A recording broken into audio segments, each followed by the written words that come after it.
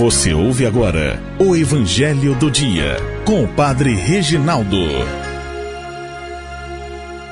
Olá, meus amados e queridos irmãos e irmãs, paz e alegria a todos vocês. Que Deus abençoe a todos e derrame seu Espírito, sua graça nos corações de todos. Vamos ouvir o Evangelho dessa primeira semana do Tempo Comum, que está em Marcos 1, de 29 a 39. Jesus saiu da sinagoga e foi com Tiago e João para a casa de Simão e André. A sogra de Simão estava de cama com febre e eles logo contaram a Jesus. E ele se aproximou, segurou sua mão e ajudou-a a levantar-se. Então a febre desapareceu e ela começou a servi-los. À tarde, depois do pôr do sol, levaram a Jesus todos os doentes e os possuídos pelo demônio. A cidade inteira se reuniu em frente da casa. Jesus curou muitas pessoas de diversas doenças e expulsou muitos demônios. E não deixava que os demônios falassem, pois sabiam quem ele era. De madrugada, quando ainda estava escuro, Jesus se levantou e foi rezar no lugar deserto. Simão e seus companheiros foram à procura de Jesus. Quando o encontraram, disseram: "Todos estão te procurando." Jesus respondeu: "Vamos a outros lugares, às aldeias da redondeza. Devo pregar também ali, pois foi para isso que eu vim." E andava por toda a Galiléia, pregando em suas sinagogas e expulsando os demônios.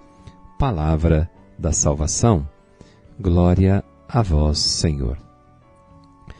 Meus amados e queridos irmãos e irmãs, hoje no Evangelho nós vimos Jesus que sai da sinagoga, onde ele expulsou aquele homem que estava com aquele demônio, fez aquele exorcismo e foi para a casa da sogra de Pedro. E o evangelista nos indica que não será mais o templo, nem a sinagoga, o lugar da manifestação de Deus, mas agora será a casa, a igreja. Jesus sempre vai agir na casa. Na partir da casa ele ensina, e aquela casa fundada sobre a rocha, que será Pedro. E ao chegar à casa de Simão Pedro, ele encontra sua sogra acamada, com febre. E a cura das doenças realizadas por Jesus ali nos indica a proximidade de Deus junto com os que sofrem. Jesus se coloca do lado de quem sofre. E aí está a missão da igreja. A missão da igreja é libertar o ser humano possuído pelo demônio. E ontem nós dizíamos o que é essa possessão. O diabo existe e ele nos tenta. E hoje ontem nós vimos Jesus expulsá-lo: "Cala-te, sai deste homem." E hoje vemos Jesus se aproximar dos doentes. Quantos doentes? A cidade inteira reuniu-se em frente da casa. E Jesus curou muitas pessoas de diversas doenças e continuou expulsando os demônios. E não deixava nem que eles falassem. A proximidade de Deus. Permita que hoje Deus aproxime de você. E não estou dizendo só de doença física, não. Há tantos hoje com doenças emocionais, psíquicas, espirituais. Há muitos tipos de doença. Há uma doença interna que leva as pessoas a tirar a própria vida. Estão doentes, psicologicamente afetadas, doentes. Claro que temos sempre como consequência o pecado. E o pecado que eu digo, na nossa natureza, a nossa natureza é pecaminosa, pecadora. E aquela mulher curada, quando Jesus se aproxima dela, Jesus se aproximou, segurou sua mão, ajudou a levantar-se E a febre desapareceu.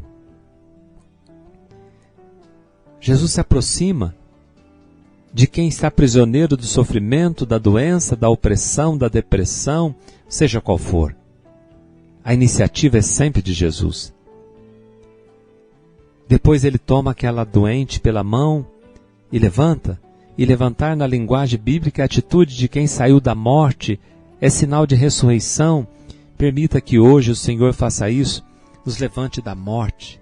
Ele se aproxima, Ele toca em cada um de nós. Por isso que a palavra de Deus não é para ser só contemplada com a razão ou fazer dela uma grande teoria. Não, é deixar-se tocar por ela. Essa palavra também se cumpre.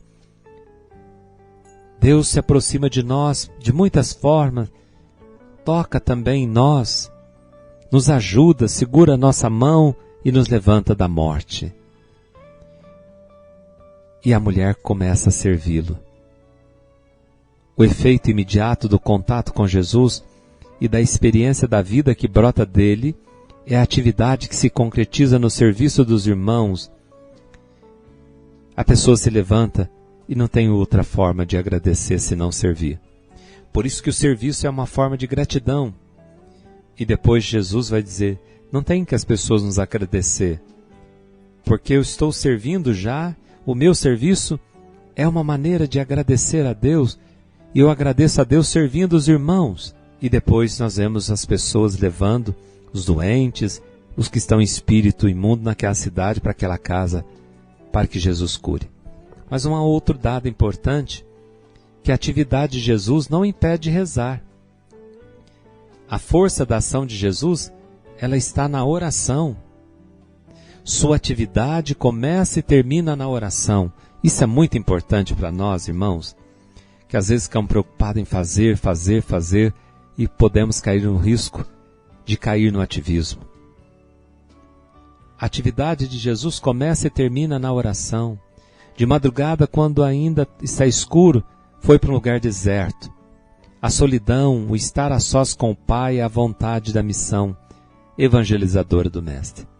E a oração para Jesus não é um adereço, não é para ocupar, ela ocupa um lugar essencial. Ele não reza porque está sobrando tempo, e ele não reza para preencher o tempo, não. Jesus reza por necessidade. A missão pede oração. A fidelidade à oração é missão. É missão. Rezar não é perca de tempo. Mas rezar é missão. E depois o povo quer privatizar Jesus, né, entre aspas, quer que ele fique ali, mas ele tem consciência da missão.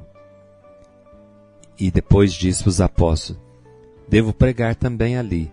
Foi para isso que eu vim. Vamos a outros lugares, as aldeias da redondeza.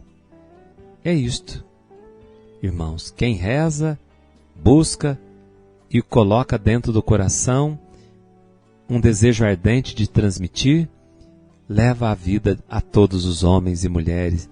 Tem a missão, a levar a vida, a esperança, o amor de Cristo a todos que sofrem e a todos que são privados desse amor.